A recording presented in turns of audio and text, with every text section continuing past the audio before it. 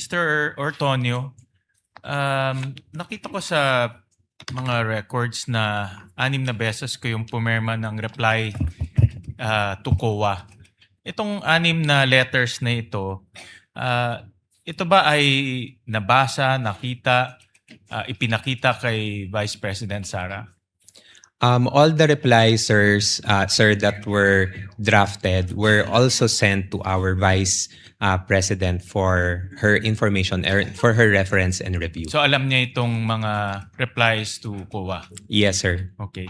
And narinig ko rin sa inyong testimony na kinausap niyo si Acosta at si Colonel Lachica. Yes, sir. At base sa mga information nila, yun ang inilagay mo sa letter replies nyo to COA. Tama?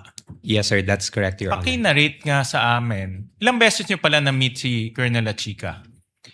Sir, sa mga replies po, sir, I cannot exactly remember how many times, sir.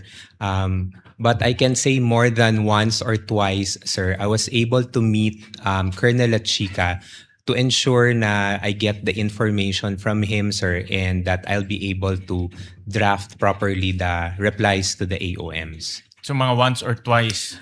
Or Around once or twice, sir. The exact number, sir, I cannot remember anymore, sir, because maraming beses, maraming documents po yung na-review, sir. Pakikwento nga sa amin kung ano exactly yung kanyang sinabi sa inyo para ma-draft nyo itong reply.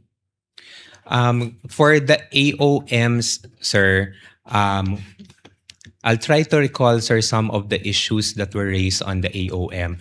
So say, for example, sir, on the AOM comment regarding the use of the confidential funds for medical and food supply, sir.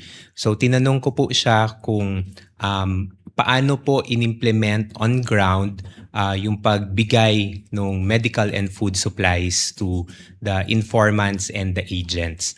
So from there po, sir, na-mention niya, sir, na the funds were released to the informants and agents based on the representation that those funds will be used for the purchase of medical and food supplies. Kwento mo dyan sa iyo na siya mismo ang nagbigay sa mga informants?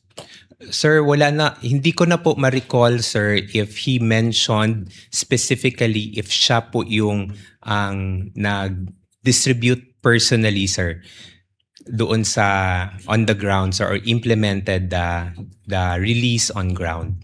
Pero ang kwento niya sa iyo, cash ang ibinigay sa informants, hindi medical supplies or other supplies. That's correct po, Your Honor. Kwento niya ba sa iyo na mayroon ba siyang kasamang iba sa pagbibigay nitong cash? Kasi libo-libo yung acknowledgement receipts. Hindi niya po nakwento specifically, sir. Although if I can recall, sir, based on my recollection, meron po siyang na-mention na meron po siyang mga, hindi ko alam kung ano yung term niya, sir, but meron siyang mga people who go directly on the ground, sir. Pero kinonfirm niya sa iyo na kinuha niya yung 500 million pesos. 500 million, sir? Yes, in four different tranches. For the different funds, sir. It is of my assumption, sir, na siya po yung napagbigyan ng funds, sir. In 4 different tranches. 4 different tranches, sir. Okay.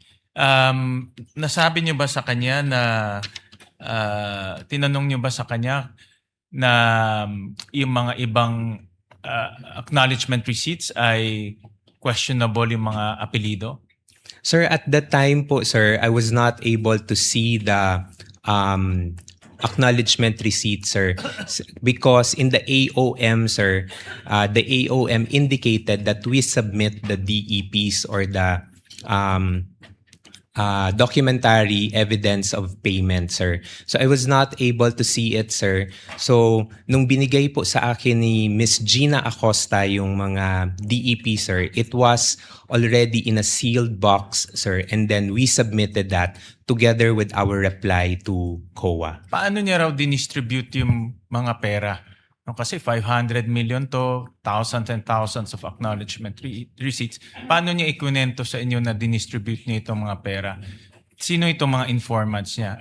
Kasi kayo gumawa ng AOM, anong reply to Reply, the AOM. sir. So, I would assume na tinanong niyo yung methodology ng pagdi-distribute niya.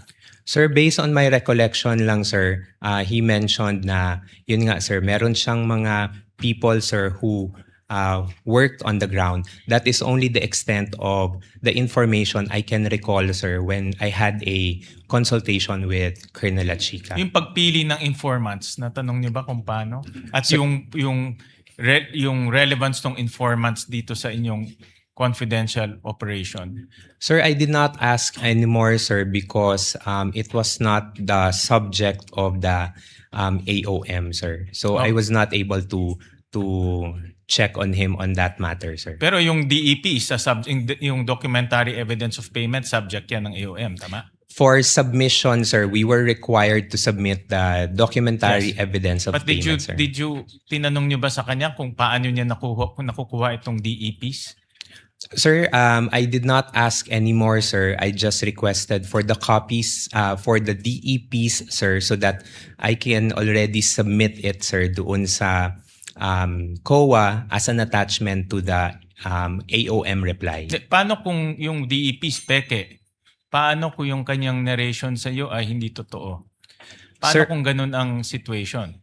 Sir, at the time, sir, because he was designated as our security officer, sir, I Designated by by the head of office, sir, Which is the Vice Sara President. Z. Duterte, sir. So, it is of sa tingin ko po, sir, na maayos naman po yung pagkakatrabaho ni Colonel Achika doon sa pag-dispense niya ng duty as the security officer. last question, Mr. Presiding Officer. Bakit parang nagkukuha ko buo yung tiwala ninyo sa kanya at kinuha niyo lahat ng information at yun ang ginamit niyo sa inyong reply to the COA? Bakit bakit buo yung tiwala? Hindi kayo nag-probe na mga additional questions considering na kayo ang nag-justify nito sa COA at kayo pumirma, no, dito sa COA. So bakit parang kung ano sinabi niya, yun na lang ang linagay niyo sa inyong reply? Well, first, sir, is because he's the security officer, sir. So, I believe, sir, na siya yung the best person that can provide the information. And then, second, sir, as the security officer, sir, he was designated by our head of agency, which I believe also gave the trust and confidence to him to implement the activity. So, kung ano po yung na-mention ni Colonel Achika sa akin during the time when I checked or asked for questions, yun po yung pinagbasihan ko for the drafting of the reply. Thank you very much, Mr. Presiding Officer. Thank you, Mr. Senate President.